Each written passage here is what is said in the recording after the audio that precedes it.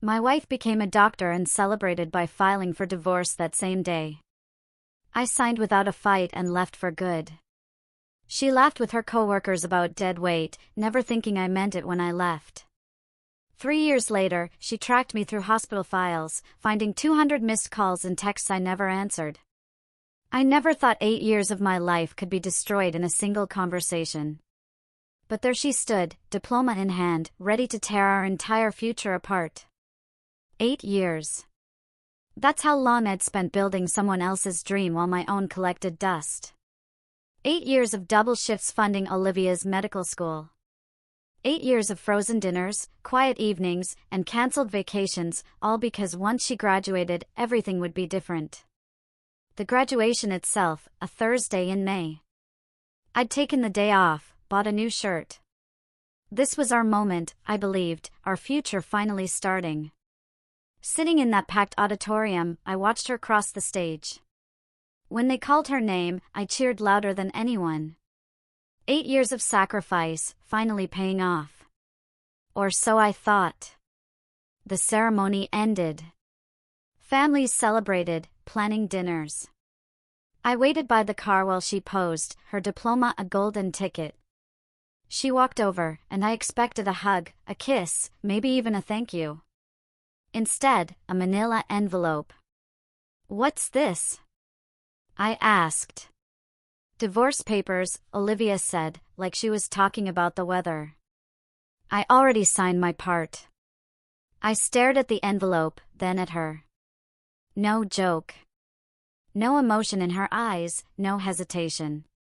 This wasn't spur of the moment, it was planned. "Are you serious?" I asked. "Dead serious," she replied. "Look, I don't need you anymore. I have my degree, job offers, a future. You were helpful during school, but that chapter's over." Helpful. 8 years of my life, reduced to that one word. Was I just some walking financial aid program? She shrugged. "You knew what you were signing up for." I was clear about my priorities. Medical school came first. Now I'm a doctor, and I want to start fresh. No dead weight.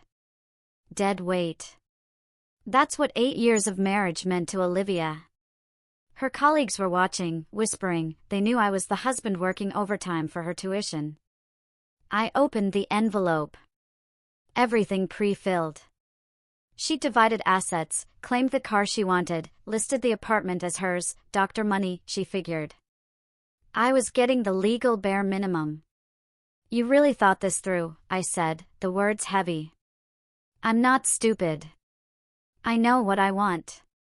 I looked at her classmates, the celebrating families, then at Olivia herself, discarding me like an old textbook. That's when I surprised everyone, especially her. I pulled a pen from my pocket and signed every page without reading. Right there, in the parking lot, in front of her peers. I ended our marriage with the same cold casualness she'd started the conversation. "There," I said, handing them back. "Congratulations on your graduation. And your divorce." Her mouth fell open. She'd wanted drama, begging, anger. She got efficient cooperation. "Wait, that's it? You're not going to fight this? Try to talk me out of it? Why would I fight for someone who just called me dead weight?" I turned from the car, leaving her with her diploma and our signed papers. I heard her colleagues whispering. I didn't look back. Didn't raise my voice. No scene. I just walked out of that parking lot, out of her life. The last thing I heard, as I rounded the corner, was someone asking, "Who was that guy? Why did he just walk away from his own car?"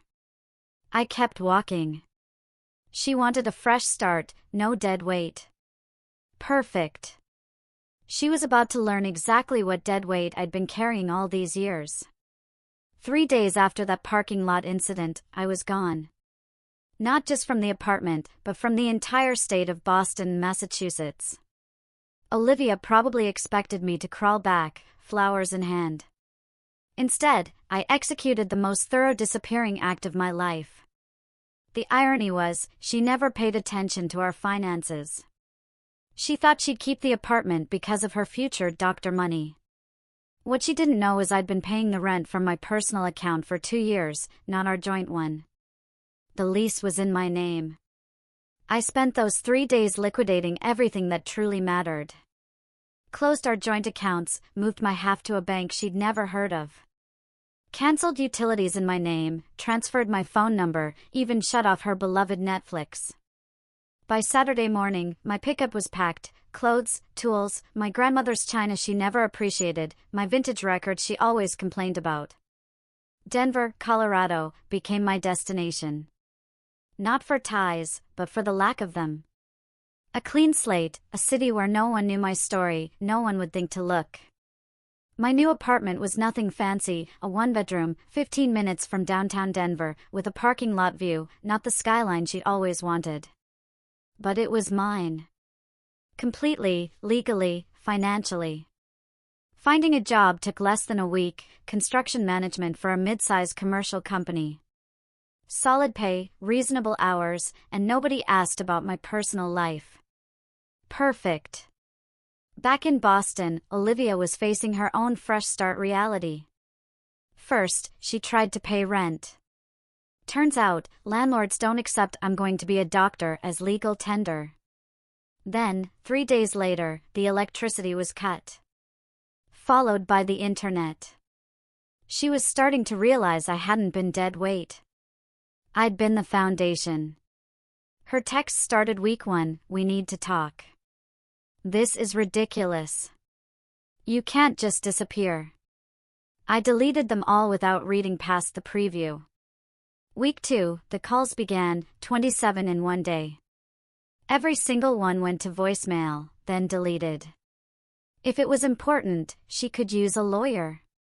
By week 3, she was contacting my former coworkers in Boston, trying to find me. My old supervisor, Mr. Thompson, called to warn me about a frantic woman claiming to be my wife. I thanked him and said I had no wife. Month 2, real panic set in. She tried using me as an apartment reference, only to find my old number disconnected. She called my sister Chloe, my mom and dad, even my old college roommate, Daniel. Each got the same message from me: "I don't know anyone by that name." Month 3 brought the most desperate move. She somehow found my new employer in Denver, calling the main office with a family emergency. My boss, Mr. Jensen, took the message. I told him the truth: no family emergency, no family by that name. He understood, flagging her number in their system. What Olivia didn't grasp was how much I loved my new life. Denver suited me. Better coffee, people who minded their own business, and no one expecting me to sacrifice my present for someone else's future. I joined a weekend hiking group, started evening project management classes, and even began dating casually. Just rediscovering conversations that weren't about medical school stress. The woman I met at a bookstore coffee shop, Sophia, was everything Olivia wasn't. Her own career as a graphic designer, paid for her own meals, actually interested in my thoughts. When I mentioned my recent divorce, she simply nodded: "Good for you for knowing when to walk away." No drama, no analysis, just acceptance. By month 6, I'd stopped checking for Olivia's contact attempts. My routine had nothing to do with her: 6 a.m. wake up, news with coffee, work 7 to 4, gym or hike, dinner with friends, or a quiet read. Simple. Peaceful. The irony wasn't lost on me. While she was likely telling colleagues about her fresh start as a single doctor, I was the one truly living it. No dead weight. No one treating my contributions as temporary conveniences.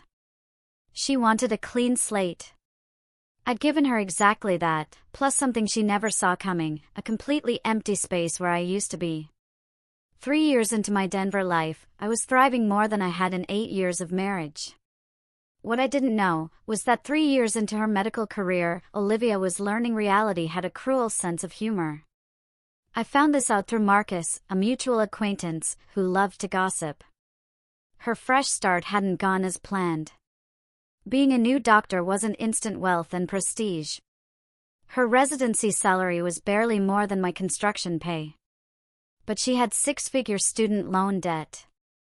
Debt that used to be ours, back when she needed my signature. The apartment she claimed? A financial nightmare in 6 months. Without my income covering rent, utilities, groceries, her savings vanished before her first residency check. She ended up with 2 roommates, sharing the space she'd been so excited to have alone. Those roommates, Marcus reported, were less than thrilled when they realized she'd divorced me post-graduation, and they were essentially subsidizing a lifestyle fueled by doctor money that hadn't materialized. Her work schedule was brutal, 80-hour weeks, overnight shifts, on-call weekends she'd planned for freedom. Her glamorous social life? Naps between shifts, hospital food, and energy drinks. Meanwhile, I was thriving. My construction company promoted me to senior project manager. My salary jumped. I was handling Denver's biggest commercial projects. I bought a small house, a decent yard. Nothing fancy, but entirely mine. No shared mortgage, no joint financial planning, no asking permission. The hiking group was my social anchor.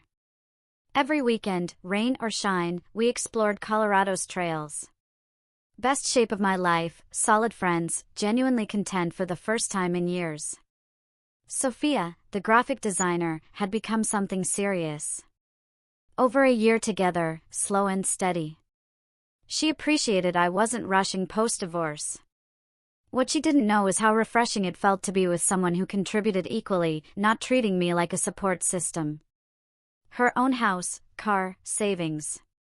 At dinner, she insisted on splitting the bill. If I cooked, she brought wine and dessert. If she cooked, I cleaned, brought flowers. Everything felt balanced, reciprocal. Olivia's breaking point came during her second residency year. Her car broke down, major engine issues, more to fix than it was worth.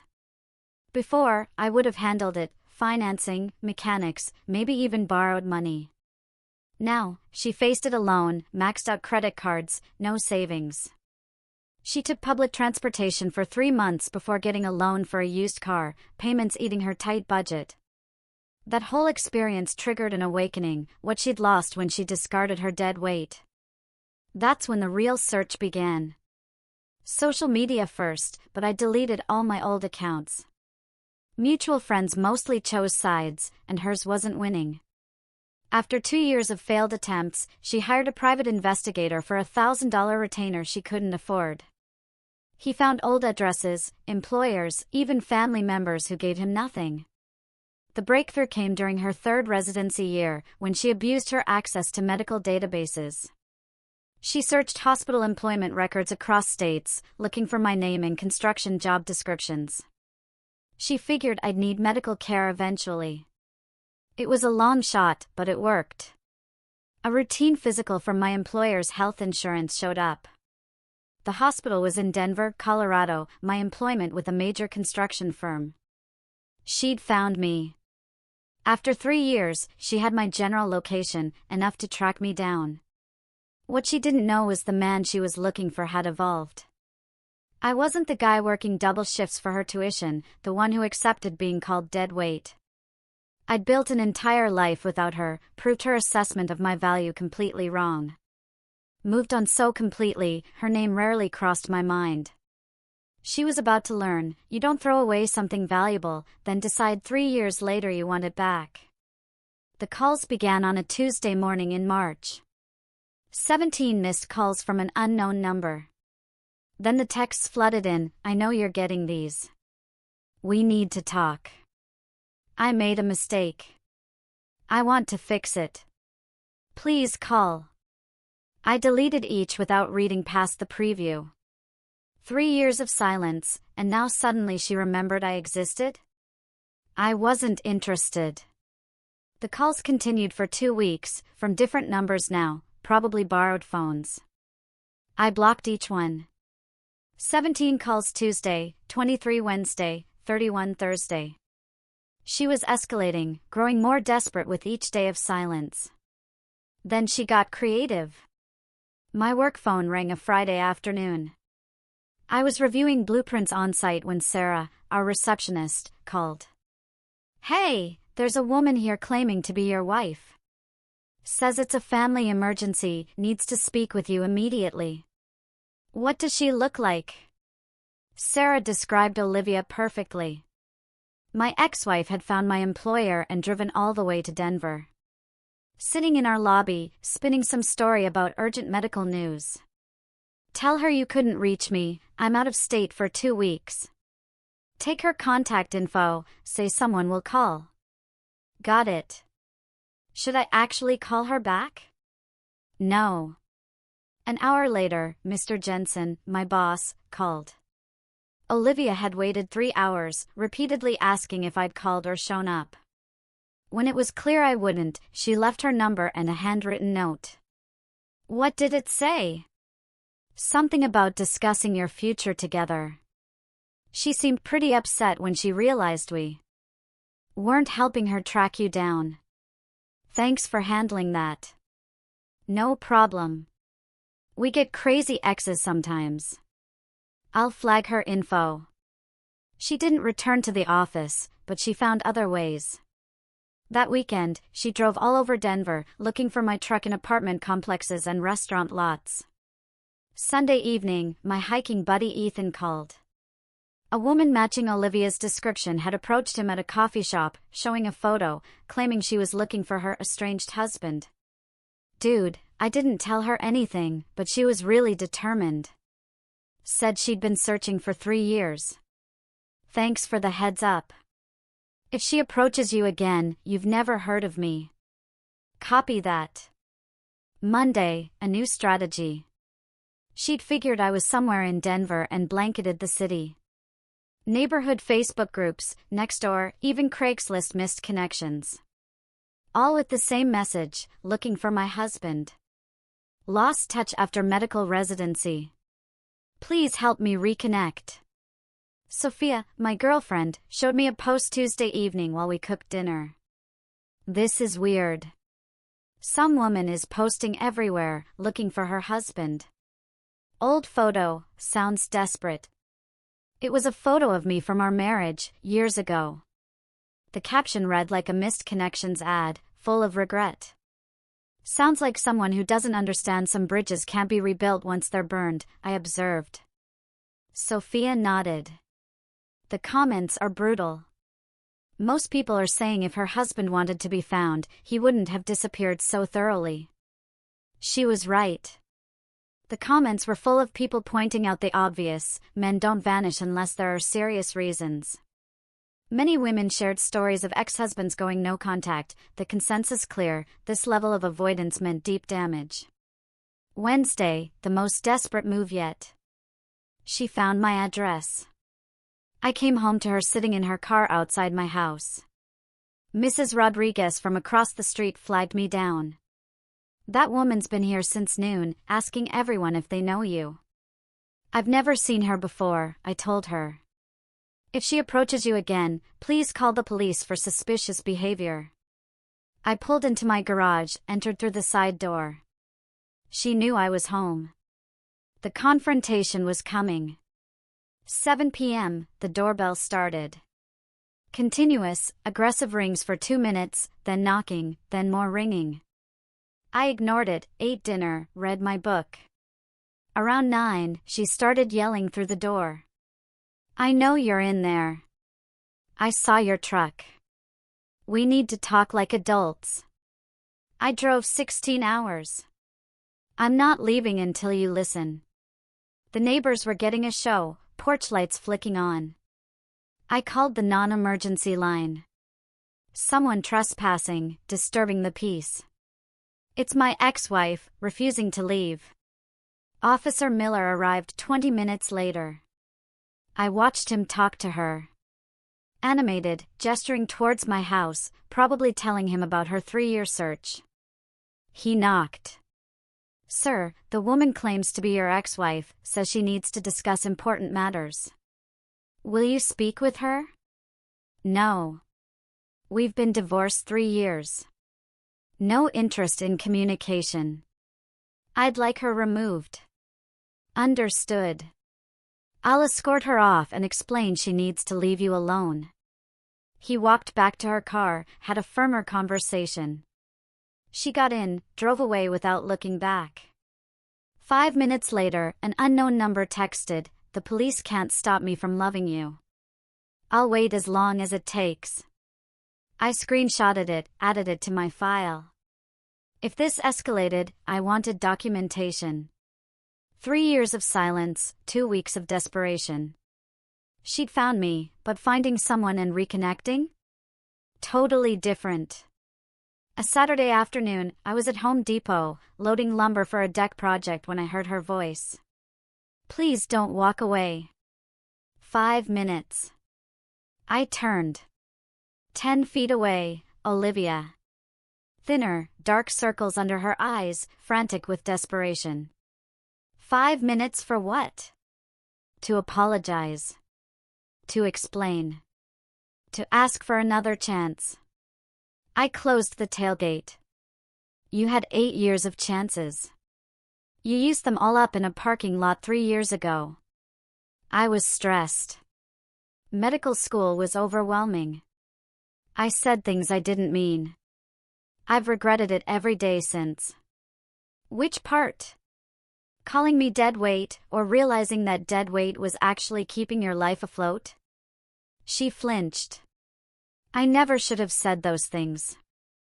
I was scared about my career, thought I needed to be independent to prove myself.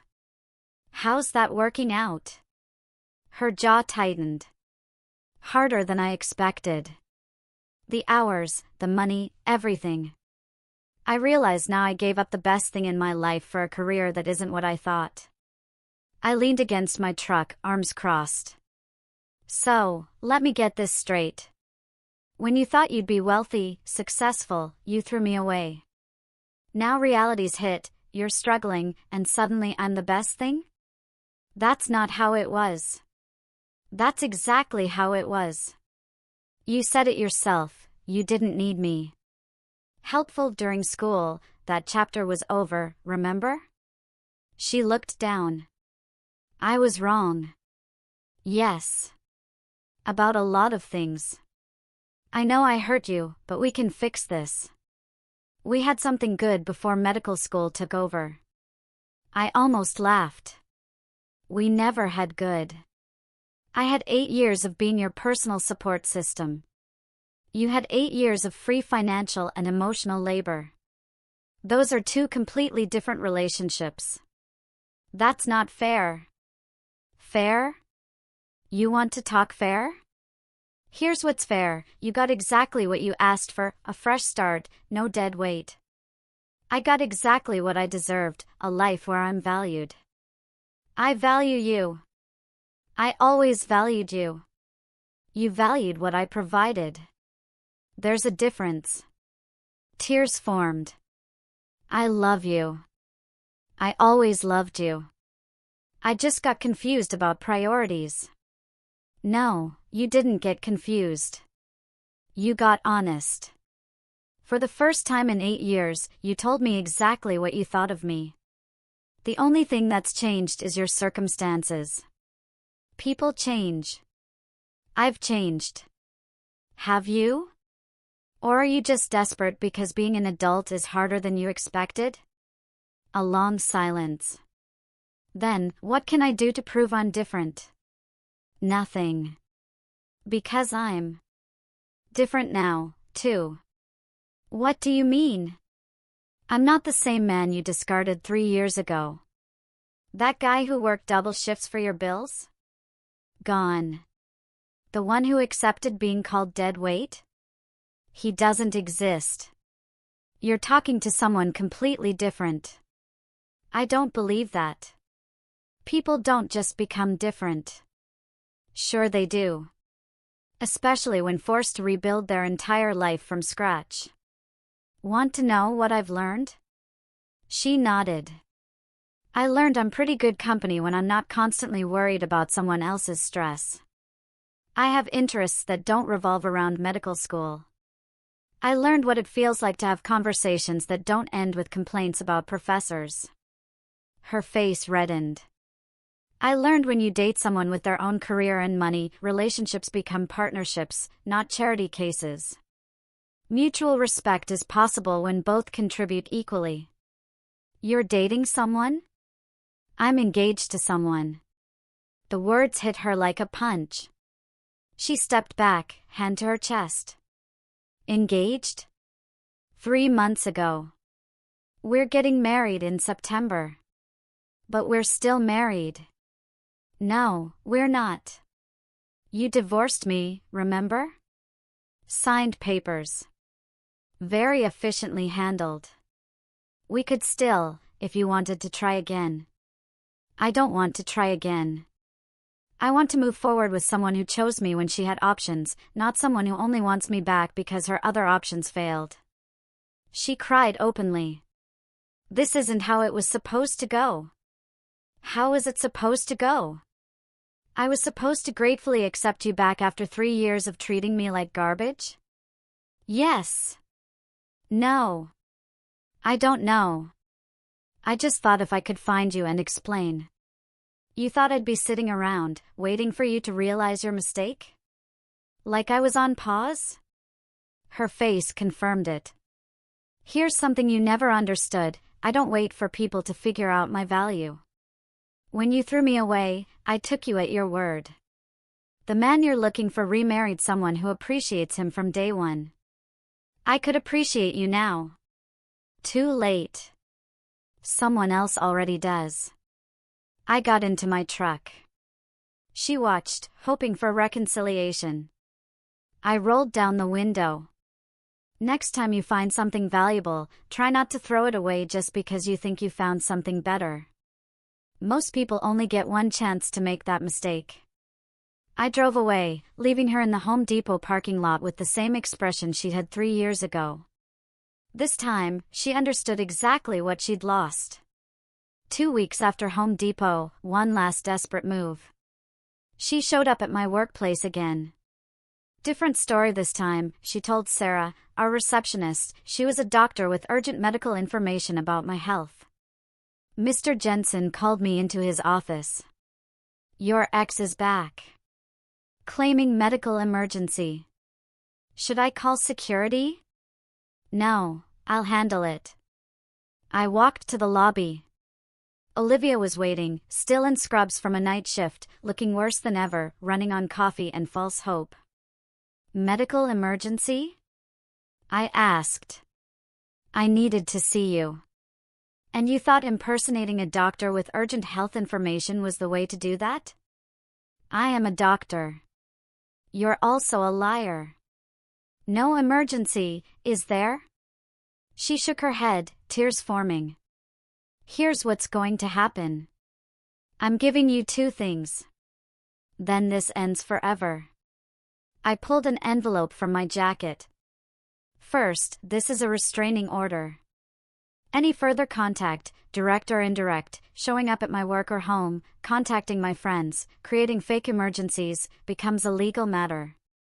Her hands shook taking it. Second, this is for you. I handed her a wedding invitation. My name and Sophia's, elegant script, September date, Denver venue. I want you to understand, I'm not just moving on from you. I've already moved on completely. The life I'm building has nothing to do with the life we had. She stared at the invitation, as if it might disappear. Sophia knows about you. Our marriage, our divorce, your attempts to reconnect. She's not threatened because she understands something you never did. What's that?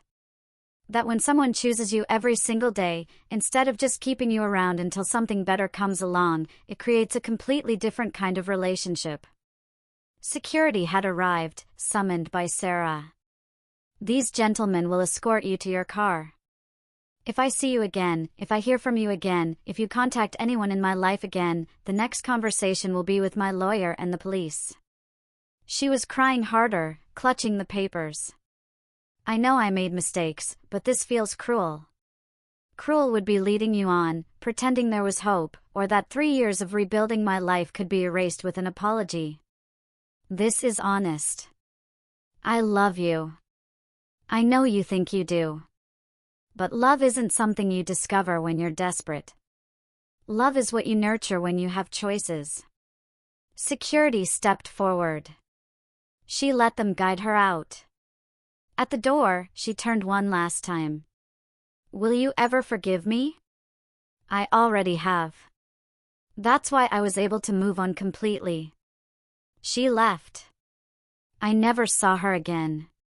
6 months later, I married Sophia in a small ceremony, surrounded by people who'd watched me build a new life from nothing. In my vows, I promised to choose her every day, not just when convenient. She promised the same. Sometimes, the best revenge isn't getting even, it's living so well that the people who discarded you realize they gave away something irreplaceable. Olivia wanted a fresh start, no dead weight. I gave her exactly that, and built something better than anything we'd ever had. She got what she asked for. I got what I deserved. We were both finally free. What would you have done?